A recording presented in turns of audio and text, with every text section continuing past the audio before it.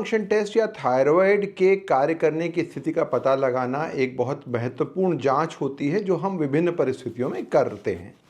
तो यदि किसी बच्चे का शारीरिक विकास नहीं हो रहा है, उसके मानसिक विकास पे प्रभाव हो रहा है, उसका वजन बढ़ता जा रहा है, त्वचा रूखी होती जा रही है, या उसके अलावा शारीरिक विकास जल्दी या लेट हो रहा है, तो ये थायराइड की कमी के लक्षण हो सकते हैं।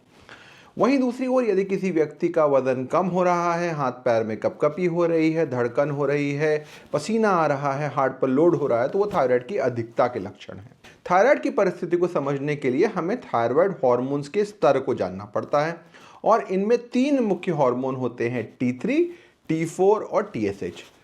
पिट्यूटरी ग्रंथि के द्वारा बनने वाला TSH हार्मोन थायराइड में जाकर के वहां से T4 हार्मोन को बनाने का कार्य करता है और यह T4 हार्मोन T3 में परिवर्तित होता है। थायराइड हार्मोन 99% से अधिक थायरॉक्सिन बाइंडिंग ग्लोबुलिन से बंधा हुआ होता है और जिन परिस्थितियों में थायरॉक्सिन बाइंडिंग ग्लोबुलिन का स्तर अधिक या कम होता है वहां थायराइड की जांच पर प्रभाव पड़ता है। जो व्यक्तियों में ईस्ट्रोजन की अधिकता होती है, जैसे गर्भावस्था के दौरान या ईस्ट्रोजन के ट्रीटमेंट के दौरान, वहां थायरॉक्सिन बाइंडिंग ग्लोबुलिन बढ़ जाता है और टोटल T4 का लेवल एक फॉल्स हाई यानी छद्म रूप से अधिक हो जाता है और यहां हमें फ्री T4 हार्मोन को देखना आवश्यक होता है। उसी प्रकार जिन लोगों में प्रोटीन की कमी हो जाती है, चाहे वो लिवर डिजीज हो या किडनी से प्रोटीन का लॉस हो रहा हो, वहां टोटल T4 हार्मोन कम स्तर पर थायराइड के लेवल को आंकता है और वहां भी फ्री T4 हार्मोन का जांचना अत्यधिक आवश्यक होता है। यदि किसी व्यक्ति में थायराइड की समस्या की वजह से थायराइड की कमी होती है तो उसका पहला रिस्पॉन्स मस्तिष्क में स्थित पिट्यूटरी ग्रंथि के द्वारा TSH हार्मोन के अधिक बनने से होता है। इसके पश्चात यदि TSH के प्रभाव के बाद भी थायराइड ग्रंथि काम नहीं कर पाती तो T4 हार्मोन कम होने लगता है और शरीर यह प्रयास करता है कि T3 हार्मोन किसी भी स्थिति में कम ना हो। तो T3 हार्मोन का कम होना थायराइड हार्मोन की ग्रंथि की कमी का सबसे अंतिम लक्षण होता है।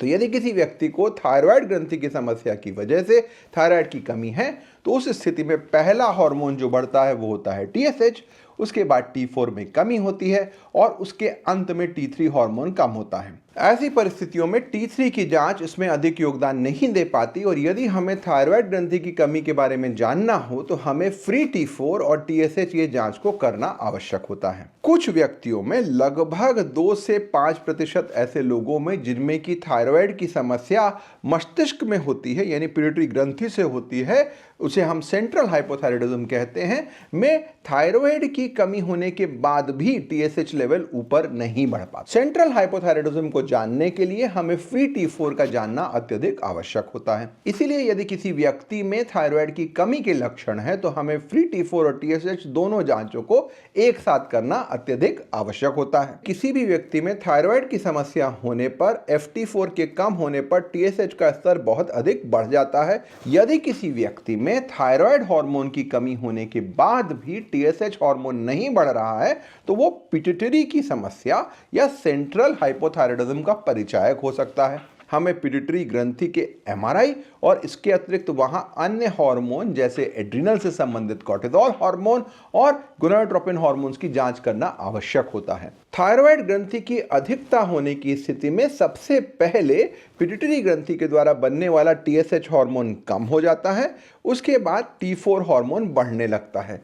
कुछ परिस्थितियों में T4 हार्मोन T3 में ज्यादा परिवर्तित हो जाता है जिसके कारण T4 के नॉर्मल होने पर भी T3 हार्मोन ज्यादा बढ़ जाता है जिसे T3 टॉक्सिकोसिस कहते हैं। यदि किसी व्यक्ति में थायराइड हार्मोन की अधिकता के लक्षण हैं तो उस स्थिति में सबसे महत्वपूर्ण जांच होती है TSH जो कम होनी होती है, उसके साथ T4 और T3 ये दोनों जांचों को हम लोग देखते हैं। यदि किसी व्यक्ति में T3 और T4 हार्मोन बढ़ रहे हैं और TSH के लेवल्स कम नहीं हो रहे हैं तो यह एक अत्यधिक दुर्लभ प्रक्रिया हो सकती है, एक बहुत रेयर कंडीशन होती है, इसलिए इन हार्मोन्स को सही तरीके से दोबारा जांचना अत्यधिक आवश्यक होता है। TSH में होने वाला ये दिन के अनुसार बदलाव या डायनल वेरिएशन बहुत अधिक महत्वपूर्ण नहीं होता है।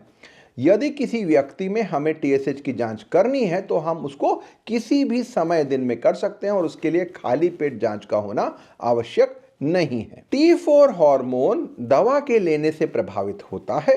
तो यदि किसी व्यक्ति को थायराइड की दवाई चल रही है और उसमें अगर हम उसको T4 की जांच करेंगे तो उसे हमें दवा लेने से पहले ही सुबह करना चाहिए। तो यदि किसी व्यक्ति के इलाज के दौरान हमें थायराइड का चेकअप कराना है तो TSH की जांच हम किसी भी समय कर सकते हैं, बट T4 की जांच हमें दवा लेने से पहले करनी चाहिए, अन्यथा T4 का स्तर अधिक मात्रा में बढ़ा हुआ आ सकता है। जिन व्यक्तियों में कोई गंभीर रोग है वहां पर थायराइड हार्मोन की पूरी प्रक्रिया उस रोग के द्वारा प्रभावित होती है। ऐसे लोगों में थायराइड हार्मोन की जांच को समझ पाना कठिन होता है, इसलिए हॉस्पिटलाइज लोगों में, जिन लोगों का भर्ती हो चुका है, उनमें थायराइड की जांच हम लोग आमतौर पर नहीं करते। थायराइड के उपचार के सही स्तर को जानने के लिए हमें थायराइड हार्मोन्स को नियमित तौर पर देखना चाहिए। जब भी हम थायराइड के हार्मोन